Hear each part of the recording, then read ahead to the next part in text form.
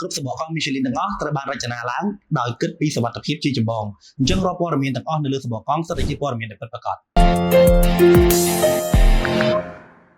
ជំរាបសួរក៏ដូចជាសួស្តីទៅដល់បងប្អូនទាំងអស់គ្នាខ្ញុំជឿថាបងប្អូនប្រកាសជាធ្លាប់ឃើញនៅលើអញ្ចាំងកង់របស់បងប្អូនទាំងអស់គ្នាជាមួយនឹងលេខកូដ2ខ្ទង់ឬមួយក៏3ខ្ទង់បន្ទាប់មកយើងមានអក្សរមួយតួទៀតអញ្ចឹងសម្រាប់លេខកូដ2ខ្ទង់ឬមួយក៏3ខ្ទង់ហ្នឹងគឺជាលេខកូដមួយតំណាងឲ្យទំហំទុករបស់សបកកង់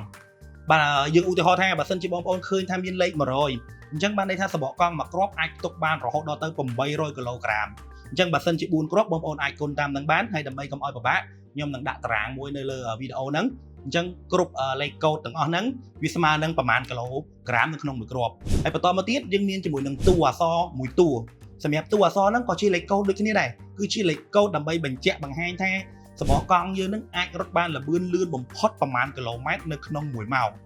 យើងឧទាហរណ៍បើសិនជាមានអក្សរ V អញ្ចឹងអក្សរ V ហ្នឹងវាស្មើនឹង240គីឡូម៉ែត្រក្នុង1ម៉ោងបើសិនជាបងប្អូនបើកបលលឿនជាងនឹងទៀតសបកកង់យើងប្រកាសជាផ្ទុះជាក់ជាមិនខានហើយខ្ញុំនឹងដាក់តារាងនៅលើនឹងដូចគ្នាដើម្បីបងប្អូនស្រួលមើលថាតើ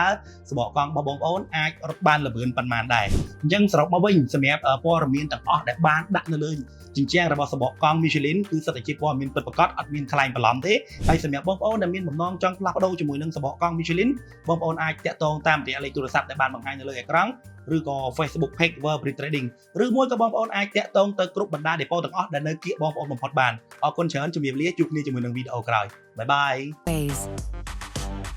Michelin, motion for life.